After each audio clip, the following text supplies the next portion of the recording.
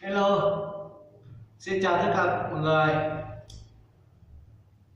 Mình tên là Cao Thao.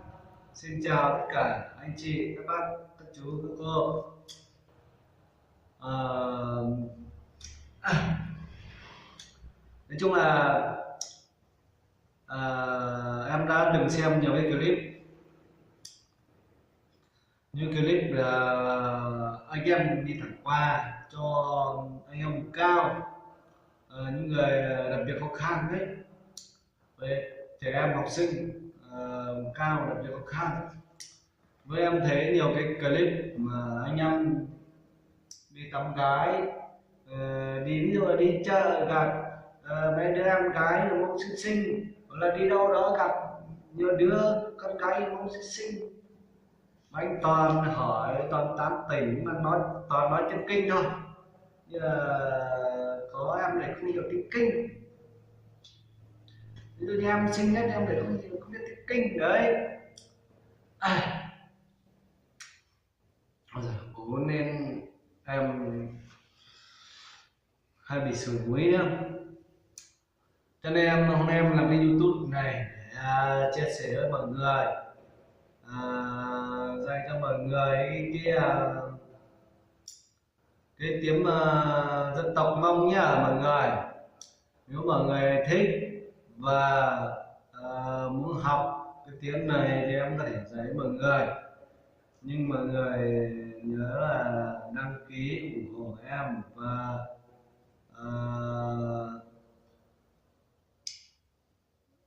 bình luận ở dưới để em còn biết nhá.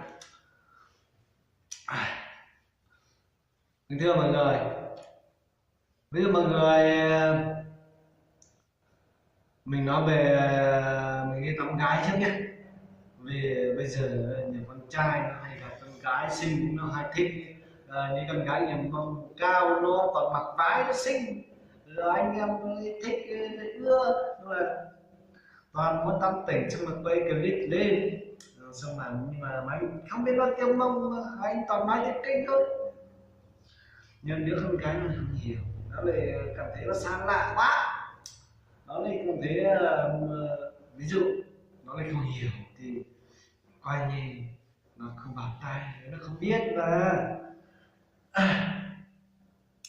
Cho nên hôm nay em đi làm cái nghề dạy mọi người, em dạy trực tiếp trên này luôn.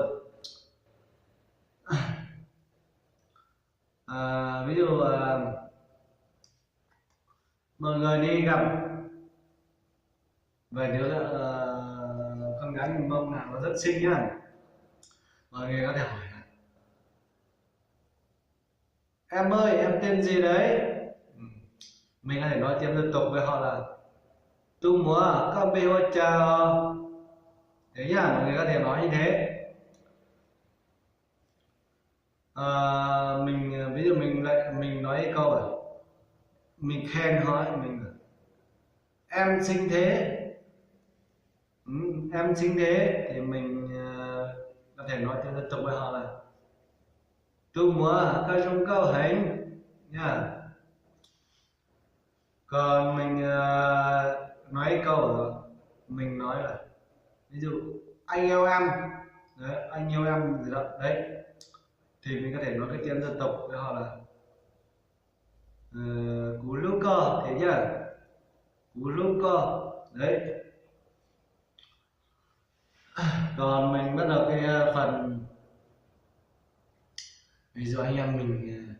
anh em đi tặng cái quà, ví dụ anh em mình những người anh em tình nguyện đấy, đi tặng quà cho trẻ em học sinh đặc biệt khó khăn vùng cao miền Mông ấy, thì anh em đi đến thì anh chắc chắn anh em có thể chào cái câu là chào tất cả các con nhá, thì mình có thể nói với hỏi nhá rong cho mình nhỏ. Còn anh em ví dụ như thầy cô giáo ấy, mà không biết tiếng dân tộc Mông mà ừ, lại được cái trên chuyển đi dạy học cho trên vùng cao cho người Mông ấy, các em học sinh người Mông ấy, thì các cô có thể vào đến trong lớp thì các cô có thể nói một câu là nhớ trong cho mình nhỏ, thì các cô rồi chào các con thế nhá. Còn ví dụ như anh em hoặc là anh chị nào lên trên bản nào đó mà mình trên về trên đấy nó có đôi lúc nó nóng mà mình khát nước mà mình khát nước mình xin nước uống thì mình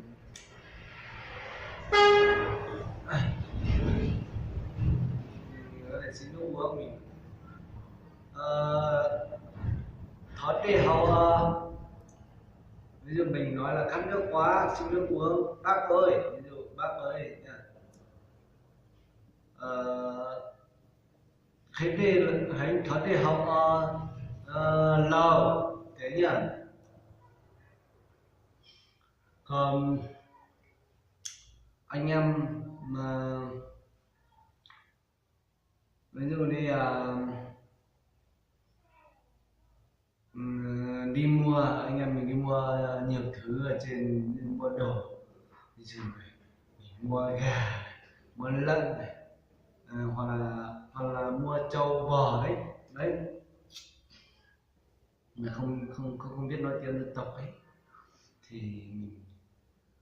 hỏi ấy. Ví dụ mình hỏi là có ai có trâu bán hay không đấy, có trâu bán hay không đấy, thì mình có thể hỏi. Ví dụ mình hỏi bác ơi cho hỏi ở đây có trâu bán không đấy, thì mình có thể nói tiếng dân tộc lo đừng nó có mình mới nhu đấy giờ đấy của mình mới nhu đấy giờ nhá. Còn anh em ví dụ anh em lên trên đấy, anh em ví dụ anh em thèm, anh em hay hút thuốc lá, hay hút thuốc lá với thuốc lào nhỉ, anh em hút thuốc lá hay thuốc lào chắc chắn kiểu có rồi, mà anh em lên trên đấy anh em thèm thuốc, anh em có thể hỏi một chị nào hoặc một anh nào họ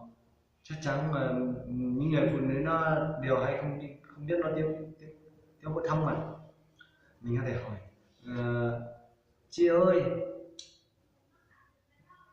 cho em hỏi ở đây có quán nào bán thuốc không nhỉ,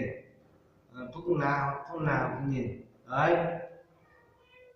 thì mình có thể hỏi với rồi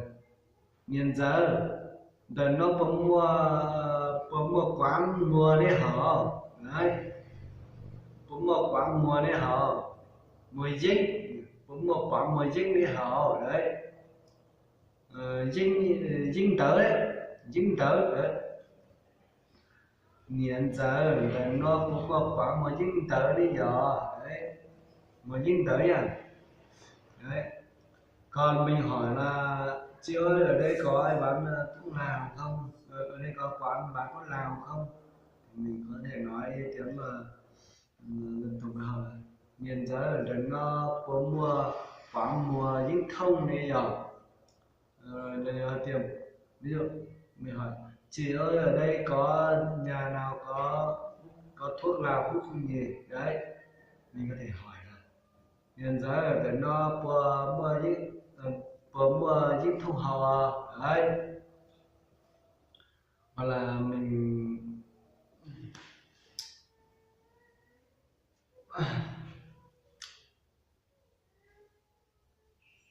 cái nào nhỉ, anh em thường thường lên trên vùng cao hay hỏi những câu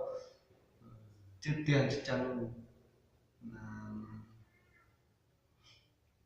nhiều anh em lên trên đấy vùng cao, anh em lên trên đấy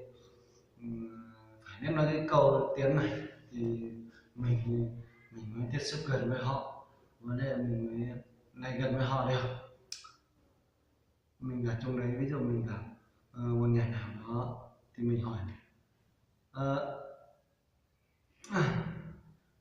ờ, ví dụ mình hỏi ông ấy tên ví dụ ông ấy tên là ừm, ví dụ ông ấy tên là Báo đi, ông ấy tên là Báo đi, thì mình hỏi là mình phải chắc chắn mình phải nói tiếng Kinh là chị ơi cho em hỏi nhà chú Báo ở đâu nhỉ. Ừ, ví dụ chú Báo trưởng bản nha, mình hỏi là chị ơi cho em hỏi nhà chú Báo trưởng bản ở đâu nhỉ, thì mình có thể hỏi coi là nhân giờ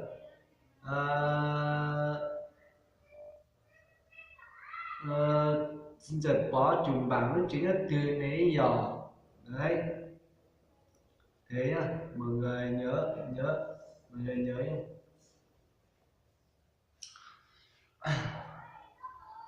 Mọi người, nếu mọi người nghe, mọi người cũng có thể hiểu, nghe được,